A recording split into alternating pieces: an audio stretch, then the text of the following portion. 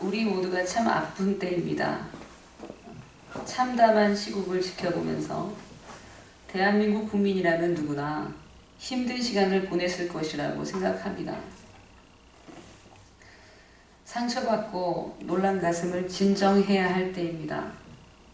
이런 힘든 시국에 맞이하는 추수감사절에 우리를 불쌍히 여기시는 주님께 나아가야 하겠습니다. 오늘 본문의 야곱도 지금 우리의 시국처럼 힘든 시간을 보내고 있었습니다. 딸 디나가 그 땅의 추장 세겜에게 겁탈을 당한 것만도 큰 슬픔이요 고통인데, 아들 시므온과 레위가 그 지역의 남자 전부를 살인해서 보복하는 사건이 일어난 것입니다. 야곱에게는 너무나 처참한 그런 일이 연이어 일어난 것입니다. 딸이 그 지경이 되었으니 아버지로서의 심경을 말해서 무엇하겠습니까? 게다가 시므온과 레위가 한 짓은 도저히 수습할 수가 없는 일이었습니다. 아무리 여동생의 복수를 위한 것이었다고는 하지만 그 수법이 너무나 야비하고 잔인했습니다. 이들은 세겜에서 디나를 아내로 줄 것처럼 속이고는 대신에 모든 남자들이 할례를 받도록 부추긴 다음 몰래 습격해서 모든 남자를 죽인 것입니다. 졸렬하고 비겁한 수법으로 디나와 상관이 없는 죄 없는 사람들까지 모두 죽이고도 시므온과 레위는 회개할 줄을 몰랐습니다. 오늘 본문 바로 앞절 창세기 34장 31절을 보면 그들은 이렇게 아버지께 말대답을 합니다. 그들이 이르되 그가 우리 누이를 창녀같이 대우함이 옳으니이까. 사실 이 사건은 야곱의 집에는 큰 위기였습니다. 왜냐하면 이제 이 지역의 주민들이 이 소식을 듣고 가만히 있지 않을 것이기 때문입니다. 이 땅의 모든 주민들을 적으로 돌렸으니 목숨이 경각에 달렸습니다. 야곱은 가나안 땅으로 돌아온 이래로 가장 위태로운 순간을 맞이한 것입니다. 저는 오늘 본문을 묵상하면서 왜 야곱이 위기를 맞이하게 되었을까 하는 질문에는 답하지 않으려고 합니다. 야곱이 위기를 맞은 것이 야곱의 탓이라는 해석을 피하고 싶은 것입니다. 우리는 사실 본문의 설교를 많이 들어왔습니다.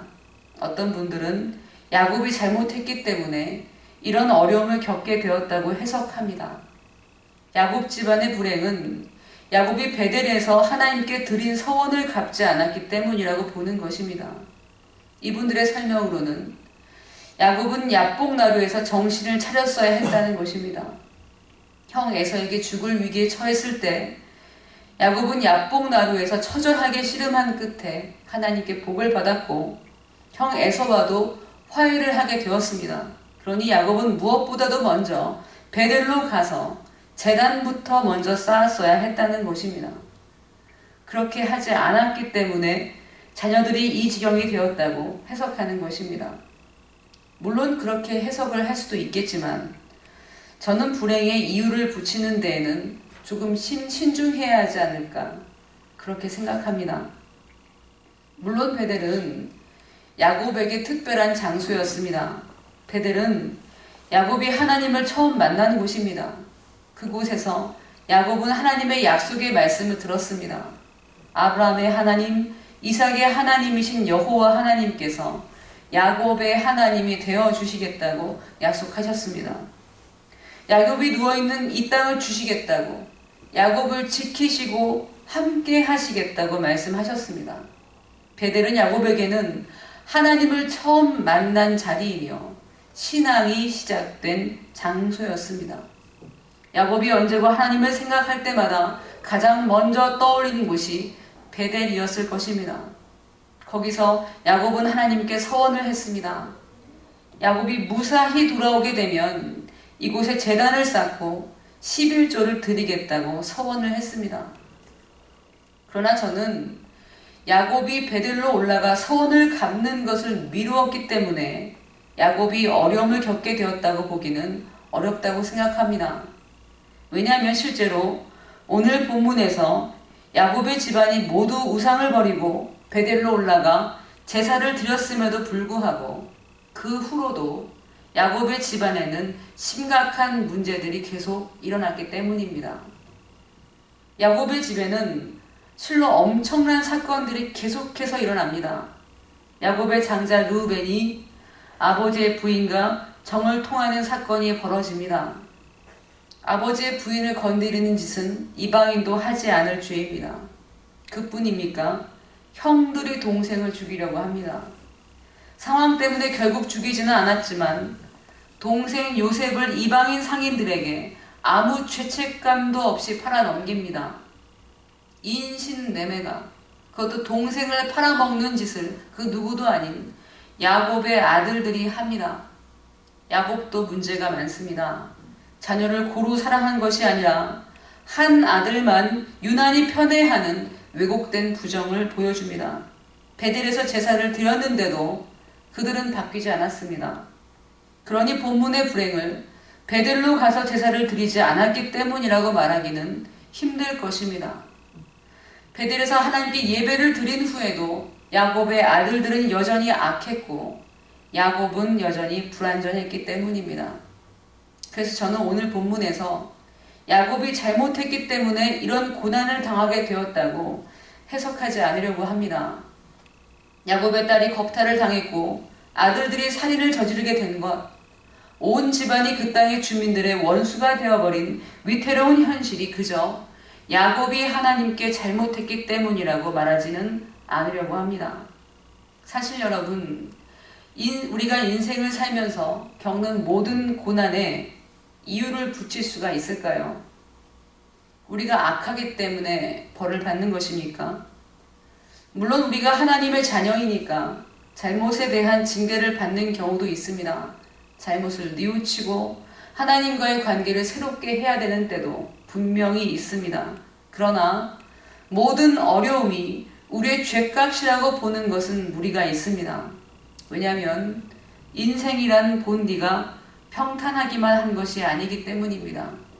우리는 아무 일도 없는 평화로운 때가 평범한 것이라고 생각하지만 어려운 때도 마찬가지로 우리의 일상입니다.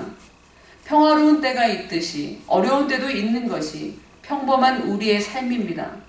평탄하거나 어렵거나 모두 인생이고 누구에게나 이유 없이 어려움은 찾아올 수 있는 것입니다. 왜 야곱이 고난을 겪었습니까? 그것이 인생이기 때문입니다. 야곱에게 특별한 잘못이 있어서 끊임없이 어려움을 겪는 것이 아니라 어려움과 고난이 우리 의지와 상관없이 아무 때고 찾아드는 것이 인생인 탓입니다. 그럼에도 불구하고 어려운 때는 어려운 때만이 선사하는 선물이 있습니다. 고난으로 힘든 때 우리의 신앙은 민낯을 드러내기 때문입니다. 고난의 때는 우리에게 남아있는 하나님에 대한 편견들이 고스란히 드러나는 때입니다. 내 편견들이 하나 둘씩 드러나고 하나님을 아는 지식이 더 명확해지는 때가 고난의 때입니다. 고난이 우리에게 주는 선물입니다. 우리는 하나님에 대해서 잘못 이해하는 경우가 많습니다. 우리의 좁은 편견으로 하나님을 다 안다고 착각하고 있다가 고난을 통해 그 편견들이 하나 둘씩 깨지고 수정됩니다. 어쩌면 우리는 피조물에 불과하기 때문에 우리를 창조하신 하나님을 다 알지 못하는 것이 당연할지도 모릅니다. 우리는 평생을 하나님을 아는 과제를 가지고 살아갑니다. 하나님을 알면 알수록 우리의 민낯을 들여다보고 깨닫게 되는 것이며 우리 자신을 알면 알수록 하나님을 더 온전히 알고 사랑하게 됩니다. 그래서 우리의 신앙이란 하나님을 아는 것과 동시에 나 자신을 알아가는 여정입니다. 고난은 우리에게 하나님을 알고 나를 알도록 해줍니다. 그것이 고난이 주는 값진 선물인 것입니다. 우리가 하나님에 대해 갖게 되는 편견은 참 다양하지만 세 가지만 생각해 보려고 합니다. 첫 번째 편견은 하나님을 심판하시고 벌을 주는 하나님으로 알고 있는 경우입니다. 이렇게 생각하는 분들에게 하나님은 두려운 하나님일 뿐입니다. 뭔가 잘못을 지적하고 고치기를 강요하는 하나님입니다. 이런 분들은 고난의 때가 되면 스스로가 벌을 받고 있다고 생각하며 움츠러듭니다. 그래서 두려워서 순종합니다. 마치 학교 선생님에게 혼나지 않으려고 숙제하는 것과 같은 신앙생활을 합니다. 이런 분들이 의외로 많습니다. 어린 시절을 엄하게 자랐거나 자신을 용서하지 못하는 분들이 다른 사람에게도 엄한 법입니다. 하나님에 대해서도 그 엄격함이 투영된 하나님을 심판하시는 하나님으로 받아들입니다. 그래서 하나님의 사랑을 받아들이는데 오랜 시간과 어려움을 겪습니다. 사실 저도 어린 시절 다니던 교회에서 이렇게 배웠습니다. 제가 어릴 적 다니던 교회에서는 잘못하면 지옥에 간다는 표현을 참 많이 썼습니다. 선한 행동을 하면 영생이요, 잘못하면 영벌이라는 것입니다. 지금 생각해보면 너무 지나쳤다는 생각이 됩니다. 성경에 지옥이라는 말은요, 여러분, 그렇게 많이 나오지 않습니다. 지옥이라는 말은 하데스, 또 게힌나 등으로 번역이 되는데 성경 전체에 13번밖에 등장하지 않습니다. 반면 천국이라는 말, 하나님의 나라라는 말은 매우 많이 등장합니다. 마태복음에서만 54번 쓰였습니다. 성경에는 하나님의 나라, 천국에 대해서는 자주 기록이 되어 있지만 지옥에 대해서는 기록이 적습니다. 거기에는 하나님의 마음이 담긴 것입니다. 하나님은 오래 참으시고 우리를 끝까지 기다려 주십니다. 우리가 하나님의 사랑을 깨닫고 자발적으로 순종하도록 기다리십니다. 하나님이 원하시는 것은 두려워서 어쩔 수 없이 순종하는 것이 아닙니다. 하나님의 사랑에 반응해서 우리가 자발적으로 하나님께 순종하는 것을 원하시는 것입니다.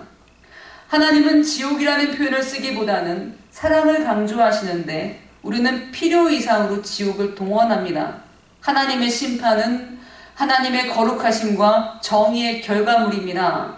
하나님이 길이 참으시고 용납하는 가운데 심판의 날이 오겠지만 심판이 두려워서 억지로 믿음을 갖는 것은 하나님의 뜻이 아닙니다. 사실 하나님의 사랑을 알면 알수록 죄를 짓는 것도 멀리하게 되어 있습니다. 지옥을 강조한다고 해서 죄를 덜 짓는 것이 아닙니다. 우리가 예수 믿지 않으면 지옥 가요. 이렇게 전도하는 것을 듣고 사람들이 교회에 올까요? 아니면 하나님이 얼마나 우리를 사랑하신지를 깨닫게 되면 교회를 오겠습니까? 사랑이 사람을 바꾸는 것입니다. 그래서 저는 사형리로 전도하는 방법에 대해서 조금은 생각을 달리할 필요가 있다고 생각합니다. 하나님이 우리를 사랑하신다는 것, 그거 하나로 충분합니다. 하나님의 사랑을 전하는 것이 전도입니다. 하나님의 사랑을 알리는 것보다 지옥을 먼저 전하는 것은 왜곡된 하나님을 주입하는 것과 같습니다. 신앙의 초보 때는 지옥에 가지 않으려고 죄를 짓지 않기도 하겠지만 점차 그 경계를 넘어섭니다. 억압된 만큼 더 탈출하려고 하는 것이 사람의 심리이기 때문입니다. 두려움으로 올가매는 신념은 얼마 못 가서 무너집니다. 하나님은 이런 분들에게 찾아오셔서 얼마나 우리를 사랑하시는지를 체험하게 해주십니다. 우리의 왜곡된 생각을 사랑으로 녹여주시는 것입니다. 두 번째 편견은 하나님을 세상에 관심이 없는 무심한 분으로 아는 경우입니다. 악인이 떵떵거리며 사는 것에 분노하고 하나님은 세상에 아무리 악해도 심판하지 않는 하나님이라고 생각합니다. 이런 분들은 말씀대로 살아야 할 필요를 못 느낍니다. 이런 분들은 어려운 때도 하나님을 찾지 않습니다. 의무적으로 기도해야 한다는 것은 알지만 아무리 절박해도 기도할 마음이 들지 않습니다. 어차피 하나님은 자신의 뜻대로 하는 분이기 때문에 기도한들 소용이 없다고 잘못 알고 있기 때문입니다. 하나님과의 특별한 체험이 없기 때문에 오히려 이런 분들에게는 고난의 때가 하나님을 만나는 귀한 시간이 됩니다. 하나님이 이런 분들에게 하나님이 얼마나 우리 한 사람 한 사람에게 관심이 있는지를 깨닫게 하십니다. 고난을 통해서 세상에 관심이 없는 하나님이라는 편견이 깨지도록 해주시는 것입니다. 세 번째 편견은 최선을 다해서 신앙생활을 해야만 하나님께 복을 받는 줄 아는 것입니다. 이런 분들도 참 많습니다. 신앙의 연륜이 있는 분들에게 많이 나타나는 편견입니다. 열심히 신앙생활을 해야만 복을 받고 형통할 것이라고 생각합니다. 자신이 잘 살고 있는 것도 열심히 신앙생활을 했기 때문이라고 생각합니다. 그래서 모범적으로 신앙생활을 하는 것에 모든 것을 겁니다. 이런 분들은 고난의 때가 오면 무너집니다. 특히 성실히 신앙생활을 했는데도 고통을 당하게 되면 하나님을 원망하는 마음이 듭니다.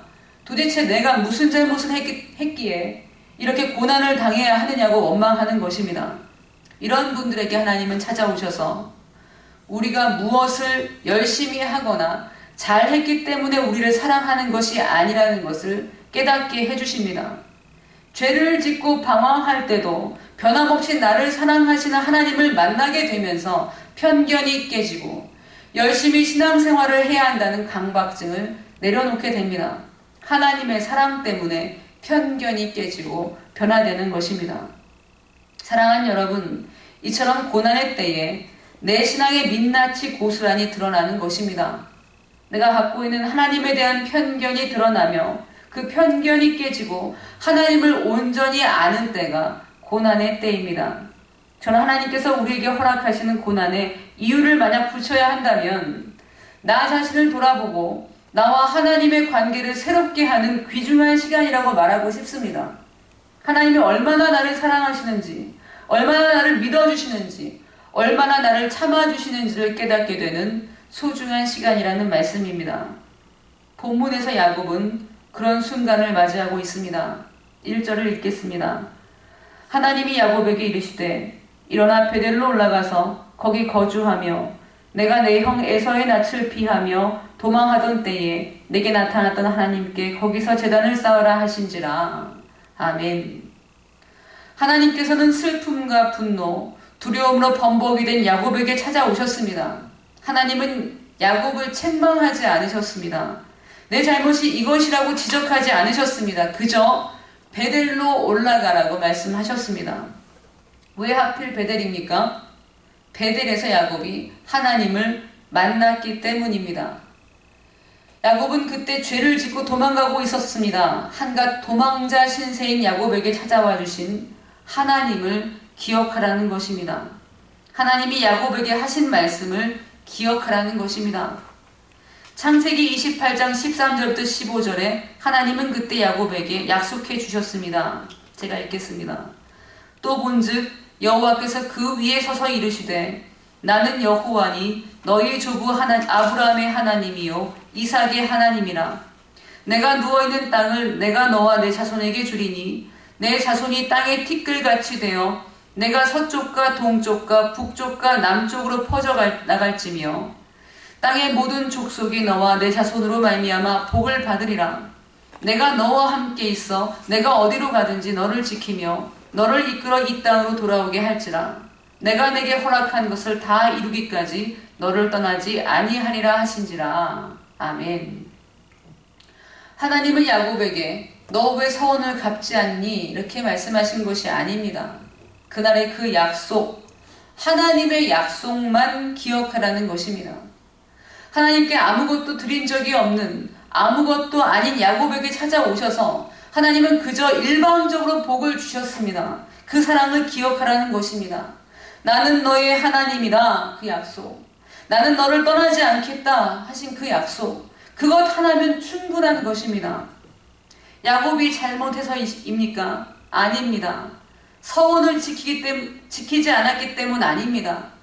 자식 교육을 잘못시켜서도 아닙니다. 야곱은 깨달아야 합니다. 아무것도 아닌 내게 찾아오셔서 지금까지 나와 함께 하신 하나님, 하나님의 약속을 기억해야만 하는 것입니다. 하나님은 이 땅을 야곱에게 주시겠다고 말씀하셨습니다. 동서남북을 다 주신다고 하셨습니다.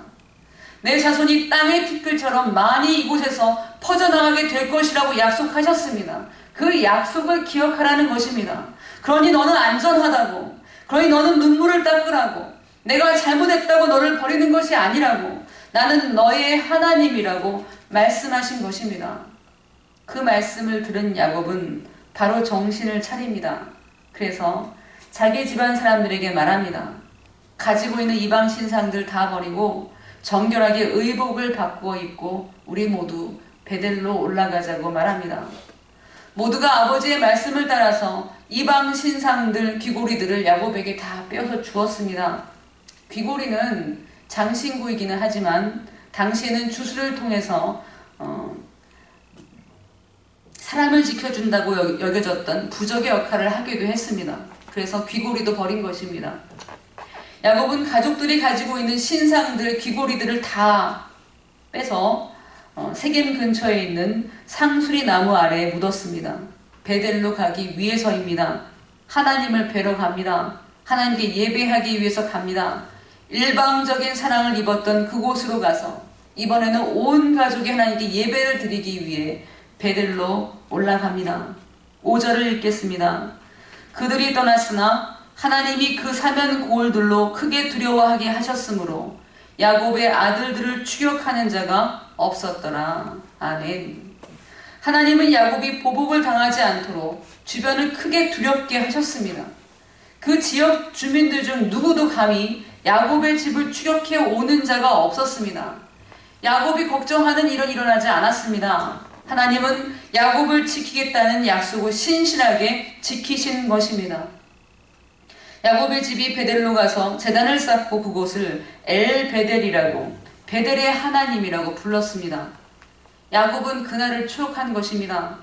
그리고 하나님의 약속을 기억하며 예배를 드렸습니다. 그런데 그곳에서 갑작스러운 일이 일어납니다. 리브가의 유모 드보라가 죽은 것입니다. 8절입니다. 리브가의 유모 드보라가 죽음에 그를 베델 아래에 있는 상수리 나무 밑에 장사하고 그 나무 이름을 알론바굿이라 불렀더라. 아멘.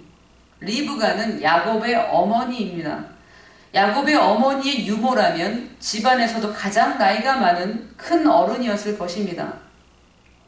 드보라라는 이름까지 기록된 것으로 미루어 봤을 때 드보라는 야곱의 집 사람들이 마음으로 의지했던 큰 어른이었던 것으로 생각됩니다. 우리나라도 연륜이 있고 지혜로운 노인이 집안을 안정감 있게 돌보는 경우를 봅니다. 대가족의 장점이 그런 것입니다. 드보라는 리브가가 시집 올 때 따라왔으니까 아브라함, 이삭, 야곱 3대를 함께한 여인입니다. 이때만 해도 야곱의 아버지 이삭이 아직 죽지 않았습니다. 이삭은 오늘 본문 뒤에 28절, 29절에서 180세의 나이로 죽습니다. 드보라가 죽은 지 얼마 안 있어서 이삭도 죽은 것입니다. 드보라는 그러니까 이 집안의 역사를 다 지켜본 여인입니다. 드보라가 묻힌 나무의 이름을 알론바굿이라고 한 것만 봐도 그녀의 존재감이 어떠했는지를 알 수 있습니다. 알론바굿은 곡함의 상술이라는 뜻입니다. 드보라의 죽음이 너무나 애통하다는 것입니다. 3대째 이어진 역사가 묻히는 것 같은 슬픔이었을 것입니다. 그런데 드보라의 죽음은 베델에서 예배를 드리고 난 다음에 바로 이어진 슬픈 장면입니다. 하나님은 예배가 회복된 야곱의 집안에 슬픔을 허락하셨습니다.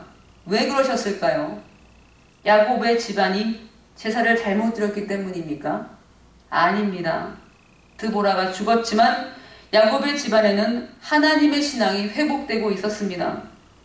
정신적으로 힘이 되었던 큰 할머니는 죽었지만 하나님은 사람을 위로하는 비교할 수도 없는 사랑을 베풀어 주실 것이라고 약속해 주신 것입니다. 사랑하는 여러분, 신앙이 회복되고 하나님을 알면 알수록 우리에게는 새로운 눈이 열립니다. 슬픔 너머의 복을 보게 되는 것입니다. 현실에 울고 웃는 것이 아니라 어려운 현실을 너그럽게 볼 줄 알게 되는 것입니다. 힘들어도 자유를 누립니다. 하나님을 알면 알수록 하나님의 사랑을 깨닫고 그 사랑 속에 사는 사람들은 모든 일에 양면성이 있다는 것을 알아차립니다. 평탄하고 좋을 때라고 할지라도 그 가운데 영적인 위기가 몰려오기도 합니다. 반면에 고난의 때이지만 그 어떤 때보다 자유를 누리는 것입니다. 사실 저의 경우도 이전의 삶을 돌이켜보면 하나님이 쉬라고 하시는데 그냥 쉬면 되는데 공연히 아무 일도 안 하는 것이 불안해서 쉬지 못했던 때도 있었습니다. 그런 생각을 달리 해보면 내게 주어진 결핍을 누릴 수 있는 자유가 생깁니다. 없기 때문에 찾아오는 은총이 있습니다. 그 은총을 발견하고 누리는 것입니다. 결핍의 자유를 누립니다. 또 바쁠 때는 일할 수 있는 자유를 누립니다. 하나님과 함께하는 삶이란 자유의 삶입니다. 없으면 없음을 누리고 있으면 있는 것을 누립니다. 우리에겐 어느 때이든지 하나님이 함께 하신다는 약속이 있기 때문입니다. 야고보에게 하신 약속은 지금 우리에게 동일하게 하시는 약속의 말씀입니다. 하나님이 우리와 함께 하신다고, 우리를 지키신다고 약속하셨습니다. 현실이 어떻든지 그 약속은 변함이 없습니다. 베델을 기억하는 것, 하나님의 약속을 기억하는 것이 중요합니다. 그 약속만이 우리가 믿을 수 있는 영원한 진리이기 때문입니다. 하나님은 야곱에게 다시 복을 주셨습니다. 10절부터 12절입니다. 하나님이 그에게 이르시되 내 이름이 야곱이지만은 내 이름을 다시는 야곱이라 부르지 않겠고 이스라엘이 내 이름이 되리라 하시고 그가 그의 이름을 이스라엘이라 부르시고 하나님이 그에게 이르시되 나는 전능한 하나님이라 생육하며 번성하라 한 백성과 백성들의 총회가 내게서 나오고 왕들이 내 홀에서 나오리라. 내가 하나님 아브라함과 이삭에게 준 땅을 내게 주고 내가 내 후손에게도 그 땅을 주리라 하시고. 아멘. 하나님은 다시 한번 야곱에게 이름을 주셨습니다. 이스라엘이라는 이름을 다시 한번 기억하게 하신 것입니다. 야복 나루에서 처음 이 이름을 얻었습니다. 야곱이 자신의 정체성을 제일 처음 깨닫게 된 곳은 야복 나루였습니다. 하나님이 다시 한번 그 이름으로 불러주셨습니다. 야곱아 너는 이스라엘이다. 이스라엘이라는 말은 하나님이 싸우신다는 뜻입니다. 하나님이 자기 백성을 위해서 싸우신다 그런 말입니다. 야곱은 하나님이 함께 하시며 친히 위에서 싸워주시는 그런 사람이라는 말입니다. 야곱을 위해서 싸워주실 것이라는 약속을 하나님은 야곱에게 다시 한번 깨우쳐 주셨습니다. 사랑하는 여러분, 야곱이 현재 처한 현실은 그 이름과는 상관이 없는 것처럼 보입니다. 딸이 참혹한 꼴을 겪었고 아들들은 참담한 행동을 하고도 잘못을 모릅니다. 모두가 정신적으로 의지했던 드보라 할머니가 세상을 떠났습니다. 현실만을 보면 하나님께서 야곱을 위해 싸우시는 것처럼 보이지 않습니다. 그렇지만 야곱은 베델의 하나님을 만났습니다. 약속하시는 하나님을 만났습니다. 하나님께 아무것도 해드린 것도 없고 오히려 죄 많은 인생을 살았어도 변함없이 신실하게 야곱을 붙드시는 하나님을 베델에서 만난 것입니다. 그래서 이제 야곱은 현실 때문에 낙심하지 않습니다. 이스라엘은 정체성을 붙들고 앞으로의 삶도 하나님과 함께 살아낼 것이기 때문입니다. 여러분, 어느 상황에 있으십니까? 저는 인생의 최고의 시기를 경험하고 있습니다. 여러분은 인생의 최고의 시기를 누리고 계십니까? 지금 여러분의 인생에서 최고의 시기인 것을 믿으십시오. 그러므로 이제 감사함으로 베델로 올라가십시오. 하나님께 나만의 제단을 쌓는 시간을 가지십시오. 하나님께서 내게 주신 그 이름을 기억하는 시간, 하나님과 나만의 시간을 가지십시오. 그리고 담대하게 지금을 누리면서 살아가십시오. 내게 있는 편견이 깨지고 하나님을 더 온전히 알게 되는 복을 받게 될 것입니다. 하나님을 알며 나를 알고 앞으로의 삶도 당당하게 살아가게 될 것입니다. 그런 힘을 얻을 것입니다. 그 누구의 삶도 아닌 나만의 삶, 하나님이 내게 주신 은총의 시간들을 하나님과 함께 누리며 살게 될 줄 믿습니다. 이 복된 추수감사절에 시국이 많이 아픕니다. 그래도 우리는 감사할 수 있습니다. 비선의 전횡을 빛 가운데 드러내신 하나님께서 우리가 그토록 열망하는 정의와 나눔의 시대가 올 수 있도록 길을 열어 주실 것입니다. 아파도 감사할 수 있습니다. 내 상황이 좋지 않아도 그래도 우리는 감사할 수 있습니다. 언제나 어디서나 이스라엘로 살아가시는 복을 누리시기를 예수님의 이름으로 축원드립니다. 기도하겠습니다.